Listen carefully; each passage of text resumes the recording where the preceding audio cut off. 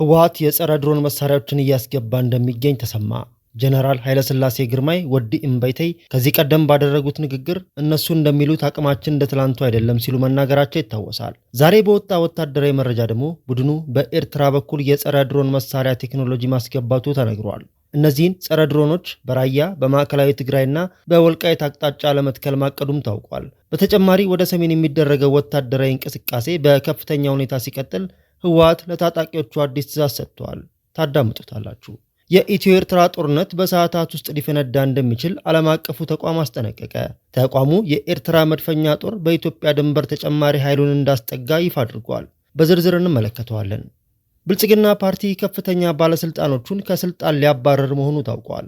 ገዢው ፓርቲ በዛሬው ዕለት ድንገተኛና አስቸኳይ ስብሰባ የጠራ ሲሆን ከስልጣን የሚባረሩ ባለስልጣናት ስም ዝርዝርም ይፋ ሆኗል። ትሰሙታላችሁ።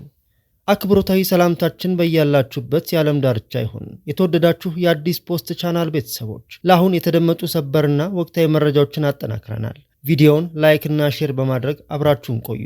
አሁን ወደ መረጃዎቹ እናምራ። ብልጽግና ፓርቲ ከፍተኛ ባለስልጣኖቹን ከስልጣን ሊያባረር መሆኑ ታወቀ። ገዢው ፓርቲ በዛሬው ዕለት ድንገተኛና አስቸኳይ ስብሰባ የጠራ ሲሆን ከስልጣን የሚባረሩ ባለስልጣናት ስም ዝርዝርም ይፋ ሆኗል። የብልጽግና ፓርቲ ስራ አስፈጻሚና የማዕከላዊ ኮሚቴ አባላት በአዲስ አበባ አስቸኳይ ስብሰባ መጥራታቸው ተሰምቷል። ከየክልሉ ወደ ዋና ከተማዋ የገቡት ከፍተኛ አመራሮች ለ3 ቀናት የሚቆይ ጥልቅ ግምገማ እንደሚያካሂዱና በቀጣዩ ምርጫ ፓርቲውን ወክለው እጩዎቹ ላይ ውሳኔ እንደሚያስተላልፉ የደረሰን መረጃ አመላክቷል። በዚህ ግምገማ አሁን በስልጣን ላይ ካሉት ባለስልጣናት መካከል አፈጻጸማቸው ዝቅተኛ የሆኑ በፓርቲው ታማኝነት ያጡ ግለሰቦች እንደሚሰናበቱ ይጠበቃል። በተለይም በቀጣዩ ምርጫ ፓርቲውን ወክለው እንዳይወዳደሩ የሚታገዱ አመራሮች እንደሚኖሩም ተነግሯል። ይህ እርምጃ በፓርቲ ውስጥ ያለውን አላስፈላጊ ኃይል ለመቀነስ የታለመ ቢሆንም ከዚህ ቀደም እንደሚታየው ስልጣናቸውን ለማቆየት ሲሉ በአካባቢያቸው ግጭት የሚቀሰቅሱ ባለስልጣናት ይኖሩ ይሆን የሚለው ጉዳይ ትልቅ ስጋትን ፈጥሯል። ምንጮች እንደነገሩን በአማራና በኦሮሚያ ክልሎች በአሁኑ ወቅት ያለው የጸጥታ ችግር በፓርቲ እጩዎች አመራረጥ ላይ ትልቅ ተጽዕኖ ማሳረፉ አልቀረም። አንዳንድ ባለስልጣናት በነበሩበት የምርጫ ክልል ተቀባይነት በማጣታቸው ወይም በጸጥታ ስጋት ምክንያት ወደ ሌላ አስተማማኝ ወደ ተባሉ አካባቢዎች ተዘዋውረው እንዲወዳደሩ ሊደረግ እንደሚችል የውስጥ ምንጮች ጠቁመዋል። ብልጽግና በአንድ በኩል በሀገሪቱ ያለው የጸጥታ መበላሸትና የኢኮኖሚ ውጥረት እየተፈተነ ባለበት በዚህ ወቅት እንዲህ አይነት የውስጥ መንጠቆ ማድረጉ ለፓርቲው ሕልውና ወሳኝ እርምጃ ሊሆን ይችላል የሚሉት አስተያየት ሰጪዎች፣ ሆኖም ግን ግምገማው በሰላማዊ መንገድ ይጠናቀቃል ወይንስ ወደ አዲስ የፖለቲካ ቀውስ ያመራል የሚለውን በ3 ቀናት ውይይት የሚወሰን ይሆናል። ስብሰባው በወቅታዊ ሀገራዊ ጉዳዮች ላይ ውይይት የሚያደርግ በመሆኑ ከግምገማው በኋላ የሚወጡ ውሳኔዎች በሀገሪቱ ፖለቲካ ላይ ትልቅ ለውጥ ያመጣሉ ተብሎ ይጠበቃል ሲሉ ምንጮች ቻችን ነግረውናል። የኢትዮ ኤርትራ ጦርነት በሰዓታት ውስጥ ሊፈነዳ እንደሚችል ዓለም አቀፉ ተቋም አስጠነቀቀ። ተቋሙ የኤርትራ መድፈኛ ጦር በኢትዮጵያ ድንበር ተጨማሪ ኃይሉን እንዳስጠጋ ይፋ አድርጓል። ዋነኛ ትኩረቱ በሰላምና በጸጥታ ጉዳዮች ላይ አድርጎ የሚሰራው ኢንተርናሽናል ክራይሲስ ግሩፕ በዛሬው ዕለት ኢትዮጵያና ኤርትራ እንደዚሁም በትግራይ ክልል ያለውን አሳሳቢ ሁኔታ አስመልክቶ የጥናት ሪፖርት ይፋ አድርጓል። ዓለም አቀፉ ተቋም ባወጣው የአዲስ ጥናት ሪፖርቱ ላይ እንደተመለከተው በኢትዮጵያና ኤርትራ መካከል እየተባባሰ የመጣው ውጥረት እንደዚሁም በፌዴራል መንግስቱና በህወሓት መካከል መልሶ እያገረሻ ያለው የግጭት አዝማሚያ ወደ ጦርነት ሊቀየር ከጫፍ ላይ ደርሷል ሲል አሳስቧል። በአብይ አህመድና በኢሳያስ መንግስታት እንደዚሁም በህወሓት መካከል ያለው የተወሳሰበና በውጥረት የታጀበውን ግንኙነት በአፍሪካ ቀንድ በማንኛውም ቅጽበት ሊፈነዳ የሚችል የባሩድ በርሜል ሲል ኢንተርናሽናል ክራይሲስ ግሩፕ የሁኔታውን አሳሳቢነት በሪፖርቱ ገልጾታል። ሪፖርቱ በፈረንጆቹ አቆጣጠር በ2018 ዓ.ም በኢትዮጵያና ኤርትራ መካከል ተፈርሞ የነበረው የአዲስ አበባ አስመራ ባህር ዳር ወታደራዊ ጥምረት ሙሉ በሙሉ ፈርሶ አሁን ላይ ሁለቱ ሀገራት እርስ በርስ ወደ መጠላላትና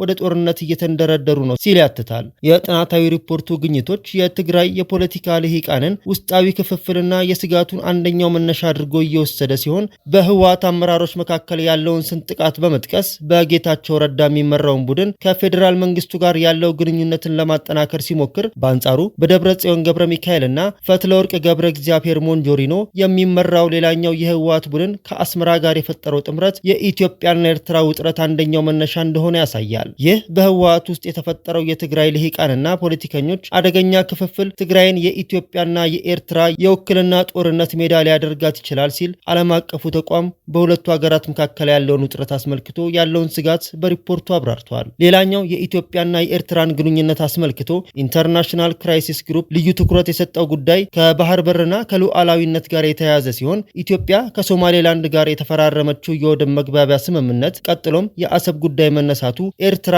ለጦርነት ዝግጁ እንድትሆን አድርጓታል ሲል ይገልጻል። ሪፖርቱ እንደሚለው የኢሳያስ አፈወርቂ መንግስት የኢትዮጵያን የባህር በር ጥያቄ ከኢኮኖሚ ተጠቃሚነት አንጻር ሳይሆን የኤርትራን ግዛት ለመቀማት የታለመ የወረራ እቅድ አድርጎ ነው የሚመለከተው ሲል ከቅርብ ጊዜ ወዲህ በኢትዮጵያ በኩል የተነሳውን የባህር በር ጥያቄና የኤርትራን ምላሽ ያትታል። በዚህም ምክንያት ኢትዮጵያና ኤርትራ ከሩብ ክፍለ ዘመን በኋላ ወደ ዳግም ጦርነት ሊያምሩ ይችላሉ ሲል ኢንተርናሽናል ክራይሲስ ግሩፕ ባወጣው ሰፊ የጥናት ሪፖርት አመላክቷል። ተቋሙ በጥናቱ ሪፖርት ካካተታቸው አንኳር ጉዳዮች መካከል ሌላኛው በአማራ ፋኖና በፌዴራል መንግስቱ መካከል እየተካሄደ የሚገኘው ጦርነት ሌላኛው ሲሆን ኤርትራ ለፋኖ ታደርጋለች የሚባለውን ወታደራዊ ድጋፍ የአብይ አህመድ መንግስት እንደ ጠባጫሪነት እንደሚቆጥረው ተጠቅሷል። ይህ ጉዳይ ሌላኛው ለጦርነት ገፊ ምክንያት እንደሚሆን በመጥቀስ ሁለቱ ሀገራት ወደ ግጭት እንዲገቡ ከሚያደርጉ ምክንያቶች አንደኛው መሆኑን ሪፖርቱ ይጠቅሳል። ቀጠናዊና ዓለም አቀፋዊ ተጽዕኖችንም በኢትዮጵያና ኤርትራ መካከል ጦርነት እንዲቀሰቀስ ሊያደርጉ የሚችሉ ጉዳዮች መሆናቸው ልዩ ትኩረት የሰጠው ሪፖርቱ በሱዳን ያለው የእርስ በርስ ጦርነት ለኢትዮጵያና ኤርትራ የጦር መሳሪያ ዝውውርና የታጣቂዎች መሸሸጊያ ምቹ ሁኔታን ከመፍጠር ባሻገር በሱዳን ያለው ቀውስ የሁለቱ ሀገራት ውጥረት ሲታከለበት ከቀይ ባህር እስከ ናይል ተፋሰስ ድረስ ያለውን ሰላም አደጋ ላይ እንደሚጥል ነው ሲል የአፍሪካ ቀንድና የቀይ ባህር ቀጠና ላይ አንዣበበውን ስጋት አክሎ ገልጿል። ከዚህ በተጨማሪ የተባበሩት አረብ ኤሚሬቶች ለኢትዮጵያ የምታደርገው የድሮንና የገንዘብ ድጋፍ እንዲሁም ሳዑዲ አረቢያና ግብጽ ለኤርትራ ያላቸው ቅርበት በሁለቱ ሀገራት መካከል ያለውን ውጥረት ወደ ግጭት የሚያመራ ከሆነ ጦርነቱ በአፍሪካውያን ብቻ የማይወሰንና ዓለም አቀፋዊ መልክ እንዲኖር የሚያደርግ ይሆናል ሲል የመካከለኛው ምስራቅ ሀገራት በኢትዮጵያና ኤርትራ የሚያደርጉትን ጣልቃ ገብነት አንድምታ አያይዞ ገልጸዋል። የአፍሪካ ህብረትና የምስራቅ አፍሪካ የልማት በየነ መንግስታት ኢጋድ ግጭቱን የመቆጣጠር አቅማቸው እጅግ መዳከሙን በመጠቆም የአህጉራዊና ቀጠናዊ ተቋማት ድክመት ጦርነቱን ለማስቀረት የሚቻልበትን እቅድ ጠባብ እንዲሆን ማድረጉን ጠቅሷል። በኢትዮጵያና ኤርትራ እንደዚሁም በትግራይ ክልል ያለውን ሁኔታ ልዩ ትኩረት ሰጥቶ ሰፋ ያለ የጥናት ሪፖርት ይፋ ያደረገው ኢንተርናሽናል ክራይሲስ ግሩፕ ዓለም አቀፉ ማህበረሰብ በተለይም አሜሪካና የባህረ ሰላጤው ሀገራት በአስቸኳይ ጣልቃ ገብተው አዲስ አበባና አስመራን ወደ ጠረጴዛ ዙሪያ ካላመጡ የፈረንጆቹ 2026 ዓ.ም የአፍሪካ ቀንድ ወደማይወጣበት ቀውስ ውስጥ ይገባል ሲል ምክረ ሐሳቡን አስቀምጧል። ህወሓት የጸረ ድሮን መሳሪያዎችን እያስገባ እንደሚገኝ ተሰማ። ጀነራል ኃይለሥላሴ ግርማይ ወዲ እምበይተይ ከዚህ ቀደም ባደረጉት ንግግር እነሱ እንደሚሉት አቅማችን እንደ ትላንቱ አይደለም ሲሉ መናገራቸው ይታወሳል። ዛሬ በወጣ ወታደራዊ መረጃ ደግሞ ቡድኑ በኤርትራ በኩል የጸረ ድሮን መሳሪያ ቴክኖሎጂዎችን ማስገባቱ ተነግሯል። እነዚህን ጸረ ድሮኖች በራያ በማዕከላዊ ትግራይና በወልቃይት አቅጣጫ ለመትከል ማቀዱም ታውቋል። በተጨማሪ ወደ ሰሜን የሚደረገው ወታደራዊ እንቅስቃሴ በከፍተኛ ሁኔታ ሲቀጥል ህወሓት ለታጣቂዎቹ አዲስ ትዕዛዝ ሰጥቷል። በሰሜን ኢትዮጵያ ሌላ አይቀሬ ጦርነት እየመጣ እንደሆነ ወታደራዊ እንቅስቃሴዎች ይጠቁማሉ። ከኦሮሚያ ወለጋ፣ ከአማራ ክልል ከፊል ጎንደር አካባቢዎች የለቀቀው የመከላከያ ሰራዊት ትኩረቱን ሻዕቢያና ህወሓት ላይ አድርጓል። ባለፉት ወራት በመንግስት በኩል ሲቀነቀን የነበረው ተላላኪውን ሳይሆን ላኪውን መምታት የሚለውን አረዳድ እየጎላ መጥቷል። ብልጽግና ምንጩን ማድረቅ አለብኝ በሚል ሻዕቢያ ላይ አነጣጥሯል። በዚህ ካለፉት 7 ቀናት ወዲህ ጉልህ ወታደራዊ እንቅስቃሴዎች በትግራይ አዋሳኝና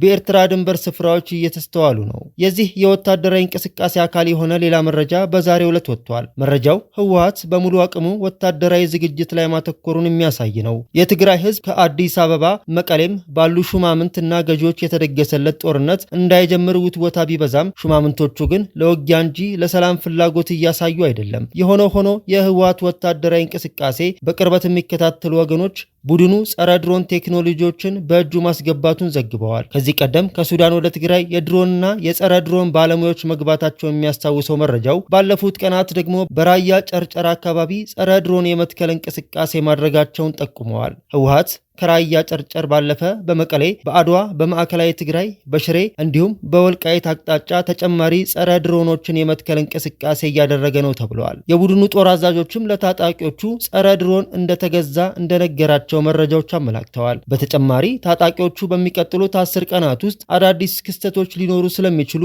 በልዩ ሁኔታ በተጠንቀቅ እንዲቆሙ እንደነገራቸው ታውቋል። ደብረጽዮን ገብረ ሚካኤል በዚህ ሳምንት አጋማሽ በሰጡት ቃለ መጠይቅ በቴክኖሎጂ እናጠፋቸዋለን እያሉ እየዛቱብን ነው፣ ነገር ግን አቅማችን እንደ ድሮ አይደለም ሲሉ መናገራቸው ይታወሳል። ከወራቶች በፊትም የህወሓት ከፍተኛ የጦር አዛዥ የሆኑት ጀነራል ኃይለስላሴ ግርማይ በቀጸል ስማቸው ወዲም በይተይ እነሱ እንደሚሉት አቅማችን እንደ ትላንቱ አይደለም ሲሉ ተናግረዋል። በወቅቱ ጀነራሉ ይህን አስተያየት የሰጡት ጠቅላይ ሚኒስትር አብይ አህመድ ጦርነት ከተጀመረ እንደ በፊቱ አይደለም፣ አሁን መከላከያ ሰራዊቱ ዘመናዊ ትጥቆችን በመያዝ አቅሙን አሳድጓል ማለታቸውን ተከትሎ በሰጡት ምላሽ ነው። ጀነራሉ በዛ ንግግራቸው ትላንት ያልነበረ ቴክኖሎጂ የጦር መሳሪያ ያለን እያሉ ይዝታሉ። እንደውም ትላንት ያልነበረን መሳሪያ ያለን እኛው ነን ብለው ነበር። ከላይ ያቀረብነውን መረጃ የሚያሳይ ጀነራሉ እንዳሉት ህወሓት ዘመን አፈራሽ የሆኑ ድሮንና ጸረ ድሮን መሳሪያዎችን እንደታጠቀ ነው። ይህም ምናልባት አዲስ ውጊያ በሁለቱ ኃይሎች መካከል ከተነሳ እጅግ አስከፊ ሊሆን እንደሚችል የሚጠቁም ነው።